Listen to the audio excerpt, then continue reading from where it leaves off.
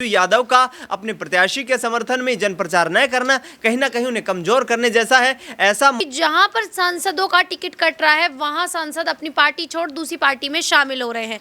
तो ऐसे में अगर गोपाल मंडल को उम्मीदवार नहीं बनाया गया है, गोपाल मंडल का जो टिकट है वो काट दिया गया है, तो कहीं ना कहीं गोपाल मंडल अपनी नाराजगी जताते हुए सामने आ रहे हैं और कहीं ना कहीं अब वो जेडीयू उम्मीदवार का समर्थन भी नहीं कर रहे हैं। बात लगातार विपक्ष का तो कहना है, तेजस्वी का भी कहना है साफ तौर पर कि अनंत सिंह को जेल में भी नीतीश कुमार ने ही भिजवाया था यहाँ पर, और अब जब ललन सिंह की कुर्सी खतरे में पड़ रही है, जीत के लाले यहाँ पर पड़ रहे हैं मुंगेर से, तो फिर अनंत सिंह को जेल से बाहर भी नीतीश कुमार। नमस्कार, मैं नाज़मीन खान और आप देख रहे हैं SPN 9 न्यूज। लोकसभा चुनाव के तीसरे चरण की मतदान की प्रक्रिया समाप्त हो चुकी है।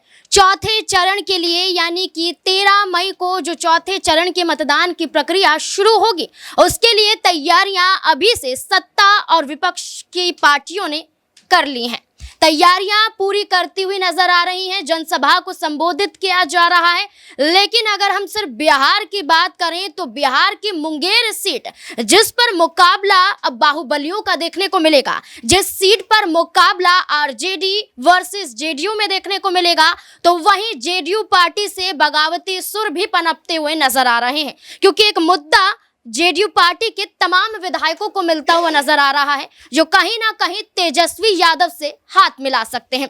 दरअसल मुंगेर सीट की बात की जा रही है। मुंगेर सीट से आरजेडी की तरफ से अशोक महतो की पत्नी को चुनावी मैदान में उतारा गया है, तो वहीं जेडीयू पार्टी की तरफ से ललन सिंह को चुनावी मैदान में उतारा गया है। लेकिन मुंगेर सीट की जो मांग थी वो नीलम देवी भी करती हुई नजर आ रही थी। वो नीलम देवी जो आरजेडी की विधायिका थी, लेकिन सीधे तौर पर वो चली जाती हैं बिहार विधानसभा में फ्लोर टेस्ट के दौरान जेडीयू पार्टी को समर्थन देने के लिए। जेडीयू पार्टी को समर्थन दिया जाता है, उसके बाद मांग होती है कि मुंगेर सीट से लोकसभा का चुनाव लड़ना चाहती हैं, लेकिन यहां पर जेडीयू पार्टी ललन सिंह पर भरोसा जताती है, नीलम देवी पर नहीं। लेकिन हाल ही की बात करें तो मुंगेर में जनसभा को संबोधित करते हुए जहां अशोक महतो नजर आ रहे थे, तो उनके साथ वीआईपी अध्यक्ष मुकेश सहनी भी मौजूद थे। मुकेश सहनी मौजूद थे, लेकिन सवाल पूछा जा रहा था कि तेजस्वी यादव कहां हैं, लेकिन तेजस्वी यादव इस रैली में शामिल होते हुए नजर नहीं आए, जिसके बाद कयास लगाए जा रहे हैं कि अपने ही प्रत्याशी के खिलाफ तेजस्वी यादव नजर आ रहे हैं, क्योंकि देखा जाए कि उनकी तबीयत खराब थी, उसके बावजूद अपनी बहनों के लिए प्रचार करने के लिए वो जी जान से नजर आए, लेकिन अशोक महतो के लिए क्यों नहीं, ये बड़ा सवाल बनता हुआ नजर आता है। इससे जुड़े हुए तमाम सवाल और बनते हैं। न्यूज रूम में मौजूद हैं, यहाँ पर कई सहयोगी मेरे मौजूद नजर आते हैं। दिनेश मेरे साथ मौजूद है। दिनेश, जैसे कि देखने को मिल रहा है कि अब मुंगेर सीट को लेकर टकराव देखने को मिलेगा। ललन सिंह है, अशोक महतो है। अशोक महतो के प्रचार के लिए मुकेश सहनी तो मौजूद नजर आए, तेजस्वी यादव नजर नहीं आए। क्या मान लिया जाए कि नाराजगी यहाँ पर तेजस्वी यादव की देखने को मिल रही है? हाँ, देखिए नाज़मीन, जिस तरीके से तेजस्वी यादव ने इस चुनाव में 3 चरण के चुनाव जो संपन्न हो चुके हैं, ताबड़तोड़ जन प्रचार किया है, जिस तरीके से वो खुले मन से यहाँ पर प्रधानमंत्री नरेंद्र मोदी की नीतियों को, कार्यशैली को लेकर के सवाल खड़े करते नजर आ रहे हैं। नीतीश कुमार पर लगातार हमलावर रहे हैं, चाहे मीडिया में अपने जो है तमाम बयानबाजी करते हुए दिखाई दें, या फिर खुले मन से वो यहाँ भारतीय जनता पार्टी और एनडीए गठबंधन को सीधा हमला बोलते हुए उन पर नजर आ रहे हैं। लेकिन ये एक बड़ा सवाल है कि आखिरकार अपने जिस प्रत्याशी को चुनावी मैदान में, मुंगेर लोकसभा सीट से चुनावी मैदान में उतारा है, आखिरकार उसके समर्थन में जन प्रचार क्यों नहीं कर रहे हैं, जनसभाएं क्यों नहीं कर रहे हैं? क्योंकि मुंगेर एक जो है काफी चर्चित सीट रहती है, और यहाँ पर एनडीए की तरफ से जेडीयू के यहाँ पर पूर्व राष्ट्रीय अध्यक्ष ललन सिंह चुनावी मैदान में है। ललन सिंह के लिए हमने देखा पिछले दिनों जिस तरीके से भारतीय जनता पार्टी के नेताओं और कार्यकर्ताओं के द्वारा जो विरोध किया गया, उसके बाद कुछ स्थानीय लोगों ने उनका विरोध किया, उसका पलटवार करते हुए वो नजर आए और उन्होंने कहा कि यहाँ पर नीतीश कुमार की सरकार बनने के बाद बिहार में जो कानून व्यवस्था है, जो जंगल राज है, वो खत्म हुआ है। इसके साथ साथ उन्होंने ये भी कहा है कि बिहार में जिस भी प्रोजेक्ट में यहाँ पर कोई भी भ्रष्टाचारी पाया जाएगा, उसको कड़ी से कड़ी सजा दी जाएगी। हमने विकास का जो है पैमाना लेकर उस पर काम किया है और उसी आधार से आगे बढ़ते रहेंगे।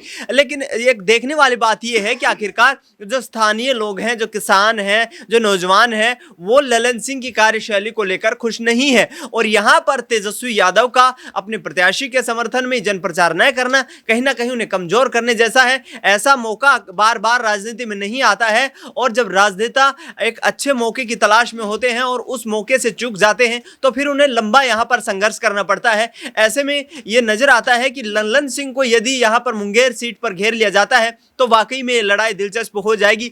लेकिन तेजस्वी यादव जो कि स्वास्थ्य कारणों के चलते इस जनसभा और जन प्रचार में शामिल नहीं हुए हैं, ये बड़े सवाल खड़े कर रहा है कि आखिरकार आपने फिर टिकट क्यों दिया था। देखिए, मौके की बात आपने की है, ललन सिंह के खिलाफ जनता नजर आती है मुंगेर की। वहीं बात करें तेजस्वी यादव का समर्थन ना करना या कहें कि किसी भी कारणवश ना जाना, लेकिन क्या ये मौका नीलम देवी को मिल गया है? या तो वो आरजेडी की तरफ बढ़ जाएं या फिर पप्पू यादव, हिना शाह, पवन सिंह की तरह निर्दलीय चुनावी मैदान में उतरती हुई नजर आए। देखिए, दोनों पहलू हैं इस बात में। यदि नीलम देवी की बात की जाए तो जिस तरीके से फ्लोर टेस्ट के दौरान जब ये खबरें सामने आ रही थी कि कांटे की टक्कर दिखाई दे रही है, उस दौरान उन्होंने कहीं ना कहीं नीतीश कुमार का समर्थन देने की बात की। लेकिन अभी सरकार में अपने आप को बौना महसूस कर रही हैं, कुछ ताकत ही जो है महसूस कर रही हैं, और इसको देखते हुए कहीं ना कहीं बड़ा फैसला ले सकती हैं। नीतीश कुमार की कार्यशैली और उनकी पार्टी को देखा जाए तो इतनी यहाँ पर मजबूत नजर अब बिहार की राजनीति में नहीं आ रही है। यहाँ सीधी लड़ाई जो है भारतीय जनता पार्टी और आरजेडी के बीच देखने को मिल रही है।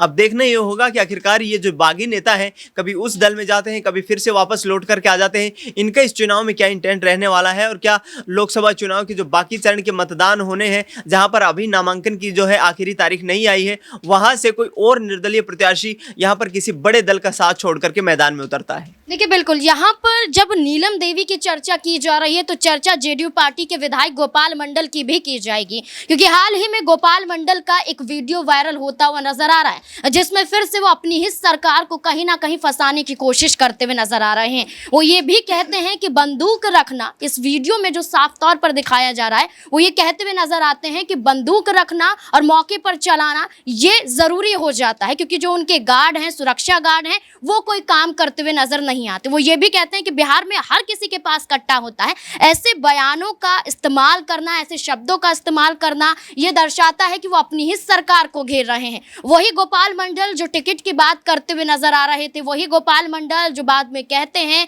अजय मंडल के खिलाफ उतर जाते हैं और कार्यक्रम में उनके ही खिलाफ ऐलान करते हुए दिखाई देते हैं। तो क्या गोपाल मंडल के जो बयान सामने आ रहे हैं, ये भी क्या बागी तेवरों के रूप में देखे जा रहे हैं? शालिनी मेरे साथ मौजूद है, जानने की कोशिश करेंगे। शालिनी, नीलम देवी की बात करें, खामोश हैं, लेकिन उनके यहाँ पर बात करें पति की, वो जेल से बाहर आते हैं, वो जेडीयू पार्टी की तारीफ करते हुए नजर आते हैं। लेकिन दूसरी तरफ बात करें हम गोपाल मंडल की, वो जेडीयू पार्टी की तारीफ नहीं कर रहे हैं और ना ही ये कहते हुए नजर आ रहे हैं कि जो उनके प्रत्याशी उनके समर्थन में प्रचार करते हुए नजर आएंगे, बल्कि वो उनके ही खिलाफ उतर रहे हैं। तो क्या गोपाल मंडल आरजेडी की तरफ अपने कदम बढ़ा सकते हैं? क्या बागी तेवर आजमा रहे गोपाल मंडल, क्योंकि लोकसभा का टिकट उन्हें भागलपुर से नहीं मिला है?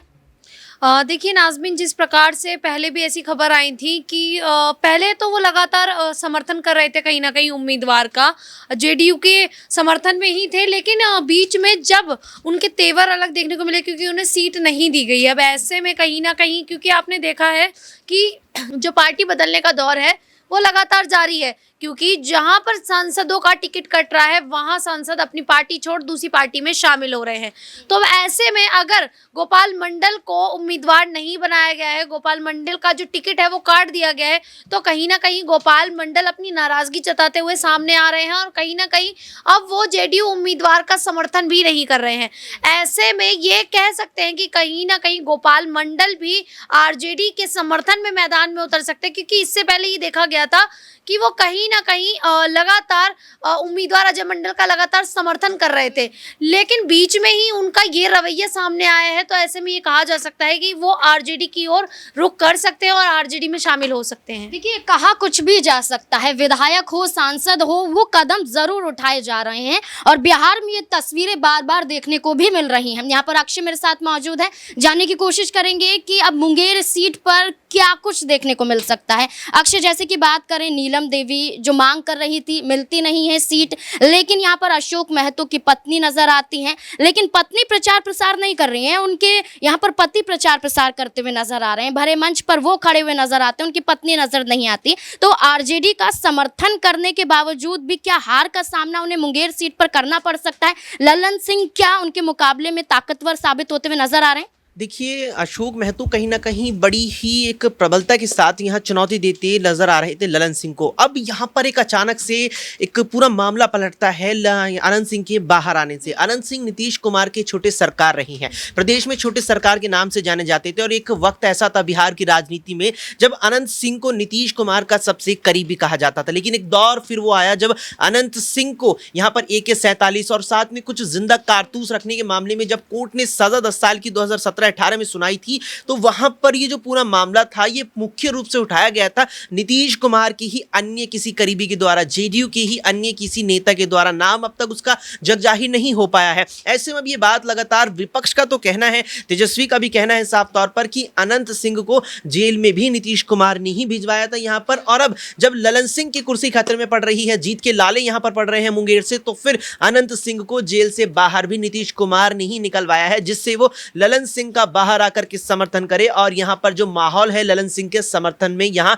बनाते नजर आए। क्योंकि अशोक महतो का आपने यहाँ पर जिक्र किया कि वो बेहद सक्रिय है, उनकी पत्नी इतनी सक्रियता अदा करती नजर नहीं आ रही है। जबकि अगर देखा जाए अनंत सिंह की पत्नी नीलम देवी सुर्खियों में तब से आई जब 12 फरवरी को बिहार विधानसभा में फ्लोर टेस्ट के दौरान उन्होंने आरजेडी छोड़ करके यहाँ जेडीयू के पाले में बैठ करके समर्थन दिया था, जेडीयू को सरकार कहीं ना कहीं बचाई थी एनडीए की। तो उसके बाद से ये बात लग रही थी, ये कयास लगाई जा रही थी कि ललन सिंह का टिकट काटकर नीलम देवी को यहाँ चुनावी मैदान में मुंगेर से नीतीश कुमार उतार सकते हैं, लेकिन ऐसा नहीं हुआ। अब यहाँ पर यही चीज देखने को रहेगी कि अनंत सिंह अब जिस प्रकार से पैरोल पर रिहा हुए हैं, बाहर आए हैं जेल से, क्या यहाँ ललन का समर्थन करते, उनके समर्थन में चुनाव प्रचार करते नजर आए? क्योंकि मुझे नहीं लगता अब कुछ ज्यादा वक्त बचा। देखिए 13 मई को मतदान होना है और 11 मई को चुनाव प्रचार थम जाएगा। अगर देखा जाए आधिकारिक तौर पर तो महज 3 दिन का वक्त है चुनाव प्रचार का। अगर अनंत सिंह चुनाव प्रचार प्रसार करते दिखे ललन के लिए तो महज अगले 2 ही दिनों में ये चीज हो जाएगी, और अगर नहीं हुई तो ललन सिंह की मुश्किलें यहाँ मुंगेर से इस बार बढ़ती दिख रही हैं। ललन सिंह की मुश्किलें मुंगेर सीट पर बढ़ेंगी या नहीं